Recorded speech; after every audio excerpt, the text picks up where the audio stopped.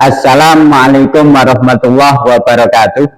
Bismillahirrahmanirrahim. Alhamdulillahirabbil alamin wala haula wala quwata illa billahil aliyil azim. Selamat siang, salam sejahtera untuk kita semua dan mudah-mudahan kita selalu diberi kewarasan akal dan kewarasan hati, karena tanpa kewarasan akal dan kewarasan hati kita semua tidak akan bisa membedakan antara yang benar dan yang salah. Para sahabat semuanya, pada kesempatan kali ini saya masih berbicara seputar guru gembul ketika menghadiri undangan diskusi terbuka pihak Robito Alawiyah di markas Robito Alawiyah di kantornya. Kemarin guru gembul datang di kantor Robito Alawiyah tanggal 8 September 2024, ya, hari Minggu. Dan mungkin banyak yang mengira dari kalangan muhibbin dan kalangan habaib bahwa guru gembul ini adalah hanya seorang cepu, ya, tidak ada artinya sama sekali, atau bahasanya tidak akan bisa mempengaruhi masyarakat awam, tidak bisa mempermalukan para habaib di markasnya. Ternyata dikira cepu, ternyata sultan bos. Ya, ternyata apa yang dipaparkan oleh guru gembul ini membuat tercengang semua masyarakat. Ya, saya yakin itu. Ya, karena tanpa diprediksi ternyata Pak guru gembul ini bisa menjelaskan yang penjelasannya bisa memahamkan, bisa menyadarkan masyarakat awam, dan juga bisa membuat seluruh habaib di Indonesia tertunduk malu, ya, di markasnya sendiri, di kantor Robito Alawiyah. Oleh karenanya saya mengapresiasi, berterima kasih kepada guru gembul yang kemarin 8 September hari Minggu 2024 menghadiri undangan dari RA.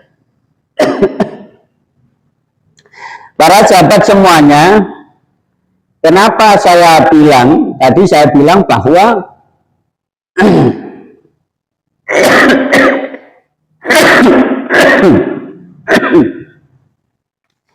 Pak guru gembul ini eksplanasinya, terutama stimulusnya sebelum adanya diskusi terbuka atau pembukaan lah, ini bisa membuat seluruh habaib di Indonesia, khususnya yang ada di kantor Robito Alawiyah kemarin, tertunduk malu.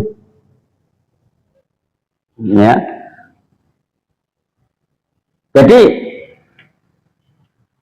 apa yang dikatakan oleh Pak guru gembul itu sesuai dengan realitas yang ada. Pak guru gembul menyampaikan bahwa sebenarnya yang pertama kali itu memunculkan polemik itu ya bukan Kiai Haji Imaduddin Usman Al-Bantani dengan tesisnya yang mengatakan bahwa silsilah habaib itu terputus tertorak. Tidak. Yang pertama kali memunculkan sentimen-sentimen publik dengan narasi-narasi yang kelihatannya mengandung adu domba provokatif, itu bukan berawal dari Kiai Haji Imaduddin Usman Al-Bantani, tidak. Akan tetapi sentimen-sentimen yang muncul, polemik-polemik yang muncul itu karena ulah dari golongan habaib sendiri. Saya apresiasi, dan saya yakin masyarakat juga mengapresiasi Guru Gembul karena itu sesuai dengan realitas yang ada. Dia, Pak Guru Gembul, ya, melucuti pertama Pak Rizik Syihab. Bagaimana ketika era reformasi, Pak Rizik Syihab ini selalu mengeluarkan statement yang mengandung adu domba, yang provokatif, ya, mulai dari diawali dengan pembentukan ormasnya FPI, kemudian dia Pak Rizik Syihab juga pernah menghina Gus Dur, buta mata buta hati, sehingga masyarakat ini juga bertanya-tanya loh. Ya, bertanya-tanya pada waktu itu, semestinya begitu loh. Ini katanya cucu Nabi, tapi kok kelakuannya semacam itu, tapi omongannya semacam itu. Mungkin dipendam, dulu dipendam, ya dipendam. Karena apa? Masih takut kualat bahwa Pak Rizik Syihab itu keturunan Nabi. Masih dipendam. Dan bahkan, ya, Pak Rizik Syihab itu dengan meletup-letupnya melaknat presiden, melaknat institusi pemerintahan kita, ya, mengejek, menghina presiden kita, dan omongannya juga banyak yang mengandung ansopan, tidak sopan, sehingga ketika melihat kelakuan Pak Rizik Syihab, masyarakat ini bertanya-tanya sebenarnya. Memang benar, di dalam hatinya bertanya-tanya, masa cucu Nabi semacam itu. Ketika boomingnya, viralnya tesisnya Kiai Haji Imaduddin Usman Al-Bantani, sejak itulah masyarakat yang mulanya di dalam hatinya ini sudah membara, yang bertahun-tahun dipendam, akhirnya dikeluarkan juga. Oh, ternyata memang bukan keturunan Nabi Muhammad SAW. Jadi yang pertama kali memunculkan sentimen-sentimen, memunculkan kontroversial, ya, yang dianggap memperpecah belah umat, ini bukan Kiai Haji Imaduddin Usman Al-Bantani, tapi golongan habaib sendiri. Kemudian setelah Pak Rizik Syihab, Guru Gembul ini menguliti Bahar Smith, ya, bagaimana Nabi Muhammad SAW ini hanya dibuat manfaat dirinya. Ketika di persidangan Bahar bin Smith, dan itu videonya sudah menyebar itu, ya, mengunggul-unggulkan sebagai cucu Nabi Muhammad SAW, cucu anak, cucu ente, apa cucu aneh, ya.